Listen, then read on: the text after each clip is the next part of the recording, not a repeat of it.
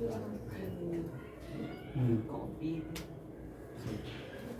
आज chapter number 12 की starting है। ठीक है, उसके मेन पॉइंट से हम पढ़ेंगे। इसमें सबसे पहला पॉइंट आ जाता है दिल्ली सल्तनत की प्रशासनिक ढांचा। मतलब दिल्ली सल्तनत उस टाइम पे चलता था तो उसका पूरा एडमिनिस्ट्रेशन जो था, प्रशासन किस तरह से चलता था, उसके बारे में बात करेंगे। तो यहाँ पर सबसे पहले सुल्तान केंद्र पर स्थान था, जिनमें सुल्तान जो था वो सबसे ऊपर था। वो सबको जो है टारगेट करता, सबको वो कंट्रोल करता था। इसके बाद है दरबारियों की नियुक्ति। दरबार में कौन कौन आने वाले हैं, किसको कौन सी पोजीशंस देनी है, ये सुल्तान करता था। न्यायिक सर्वोच्चता, जिनमें कोई भी अगर प्रॉब्लम आती है, कोई भी केस आता है, तो उस सबका न्याय करने के लिए सबसे ऊपर जो था वो सुल्तान था। और आ जाता है अभिजात और उलेमा वर्ग। ये दो वर्ग थे उस टाइम पे जो बहुत ज़्यादा पावरफुल थे और जो बाहर की कंट्री से कंट्रोल भी करते थे और दबाव डालते थे। अभिजात वर्ग वो होते थे जो अमीर थे उस टाइम पे, टर्की में जो अमीर थे या उस टाइम पे जो अमीर पोजीशन रखते थे, ज़मीन रखते थे। और उलेमा वो थे जो उस टाइम पर धार्मिक चीज़ों पर बात किया करते थे, तो धार्मिक बुद्धिजीवी थे। और इन दोनों का ही दबाव सुल्तान पे पड़ता था। अभिजात वर्ग, कुलीनों का हमेशा संघर्ष होता था। मतलब अगर सिर्फ अमीर लोग हैं तो अमीरों के भी अलग अलग वंश है, मतलब सब लोग अपने अपने वंश में आ रहे हैं और सबको आगे बढ़ना है और सब सुल्तान को ऊपर दबाव देना चाहते हैं, सुल्तान से दोस्ती करना चाहते हैं, वो भी बढ़ना चाहते हैं। तो कई यहाँ पर कुलीन वर्ग थे जो हमेशा एक दूसरे के साथ लड़ाई करते रहते थे। उसके बाद आ जाते हैं उलेमा वर्ग। और उलेमा वर्ग जो होते थे वो धार्मिक मामलों को संभालते थे। इसलिए लिखा है धार्मिक मामलों को संभालने वाला। वो हमेशा कुछ समूह के रूप में रहते थे, ग्रुप के रूप में रहते थे किसी भी सुल्तान के पास, उनके दरबार में। और जो भी सुल्तान को करना होता है, कोई भी डिसीजन लेना होता है, तो उसमें उनको उलेमा की जो है रजामंदी ज़रूरी होती है। अब आ जाता है केंद्रीय प्रशासन। केंद्रीय प्रशासन में बहुत ही इस्लामिक नाम है, तो हमें बस उस नाम को याद करना है। जैसे कि उस टाइम पर केंद्रीय प्रशासन में अलग अलग ग्रुप होता था, ऑफिस होते थे। तो ऑफिस में एक सबसे पहला है दीवाने रिसालत। तो दीवाने रिसालत होता है न्याय विभाग, जो भी न्याय की बात करता है, न्याय की चीज़ें करना होता है, कोर्ट टाइप की चीज़ें। आ जाता है वजारत। वजारत सबसे सुप्रीम होता था।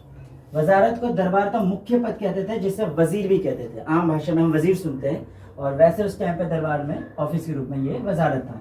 जितने भी ऑफिस नॉर्मली, जितने भी ऑफिस उस टाइम पे स्टेबलाइज थे, जितने भी ऑफिस वो बना के रखते थे, उस सभी के कंट्रोल वजीर के पास थे।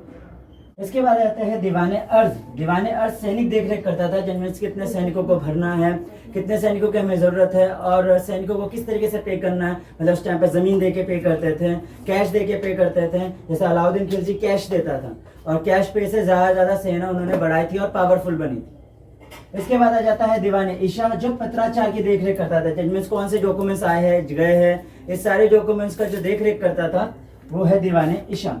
और कुछ और छोटे छोटे विभाग थे जिनके नेम्स ऐसे दिए नहीं गए, तो उसको अन्य विभाग के रूप में यहाँ पर एंटर कर रखा है। इसमें अन्य विभाग का मतलब है रोजमर्रा के मामलों का देख रेख। मतलब डेली रूटीन के लाइफ में कौन कौन से ऑफिस काम करते थे। मीन्स ये तो बड़े बड़े चीज़ों को संभाल रहे हैं, लेकिन डेली रूटीन में जो जो काम आ रहा है उसको संभालने वाले थे अन्य विभाग। पहुंचा जाता है एकता प्रणाली। सेवाओं के बदले में क्षेत्र सौंपना, इसे मुक्ति भी कहा जाता था। इनमें जब लोगों को काम करवाते थे, जो चाहे सैनिक हो किसी से भी है, तो जो ऊंचे लोगों के जो जितने भी अधिकारी थे उनसे जब काम करवाया जाता था, तो उसके बदले में उनको क्षेत्र दिया जाता था, जगह। तो मैंने कहा कि जो सेना है या लोगों को है, दो तरीके से पे किया जाता था। एक या तो भैया कैश दे दिया जा रहा है, क्रॉप्स दे दिया जा रहा है, और एक है जब उनको बोले थे कि पूरी जगह ही आपको दे देते हैं और वो पूरे आप खुद ही उसमें से निकालो। ये दो तरीके से वे था।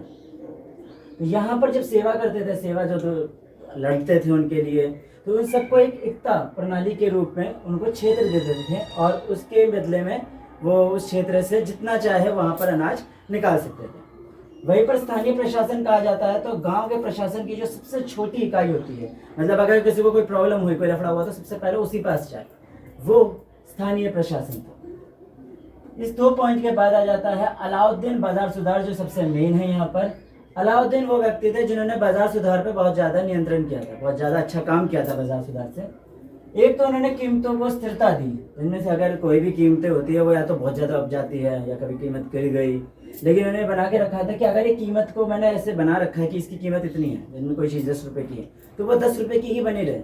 अगर वो 10 रुपये की और बाद में वो एक व्यक्ति ये कहने लग जाए, व्यापारी, कि नहीं भाई पीछे से माल नहीं आ रहा है तो हम इसकी कीमतों को बढ़ा रहे हैं, ये चीज़ यहाँ पर नहीं होती थी, क्योंकि अलाउद्दीन खिलजी ने पूरा इस कीमतों को स्थिर रखा था और अपने पूरे टाइमलाइन तक, जब तक उसकी जो राज था उतने टाइम तक उसने इस कीमतों को बनाए रखा था।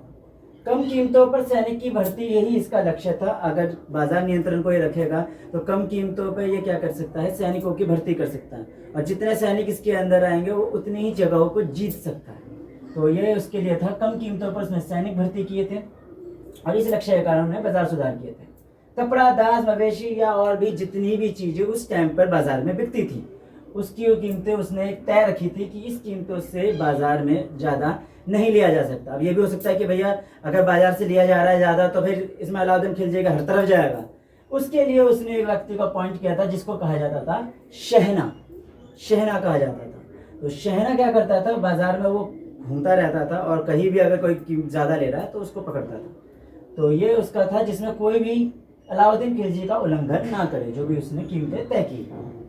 महंगी वस्तु के लिए परमिट लेना पड़ता था, जिनमें कोई भी ऐसी चीज़ें हैं जिसको आप यूज़ करते हैं और वो काफ़ी महंगी होती है, तो ऐसी चीज़ों के लिए आपको पहले परमिट लेना पड़ेगा। और ऑब्वियसली बात है, परमिट कोई गरीब इंसान लेगा ही नहीं, अमीर व्यक्ति लेंगे। तो जो भी अभिजात वर्ग थे या कुलीन वर्ग के लोग होते थे, अमीर थे, उन लोगों को परमिट लेना पड़ता था प्रशासन से, और उसके बाद ही वो ऐसी चीज़ों को खरीद सकते थे, ताकि ये भी पता चल जाए कि महंगी चीज़ें कौन खरीदता है।